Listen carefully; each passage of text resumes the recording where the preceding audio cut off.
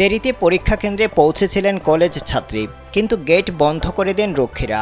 উপায় না পেয়ে গেটের সামনে সুড়ঙ্গ খুঁড়ে পরীক্ষা দিতে ঢোকেন দ্বাদশ শ্রেণীর এক ছাত্রী।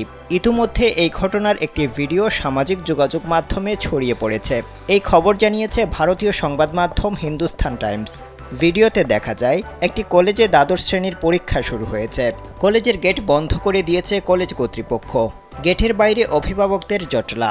ওই সময় পরিবারের সদস্যদের সঙ্গে তড়িঘড়ি করে ওই কলেজের বাইরে পৌঁছান এক ছাত্রী। দেরিতে পৌঁছানোয় কলেজের ভেতরে প্রবেশ করতে পারেননি তিনি। নিরুপায় হয়ে বন্ধ গেটের নিচের মাটি হাত দিয়ে খুঁড়তে শুরু করেন তিনি। এরপর ওই ছাত্রী গেটের নিচ দিয়ে কলেজের ভেতরে প্রবেশ করেন। তা দেখে কলেজের গেটের বাইরে উপস্থিত জনতা হৈ হৈ করে চিৎকার শুরু করেন। গেল 1 ফেব্রুয়ারি ঘটনাটি ঘটেছে ভারতের বিহারের একটি কলেজে। এই ভিডিও প্রকাশ্যে আসার পর অনেকে ওই ছাত্রীর উপস্থিত বুদ্ধির প্রশংসা করেছেন, আবার অনেকে বিহারের শিক্ষা ব্যবস্থার চিত্র নিয়ে প্রশ্ন তুলেছেন।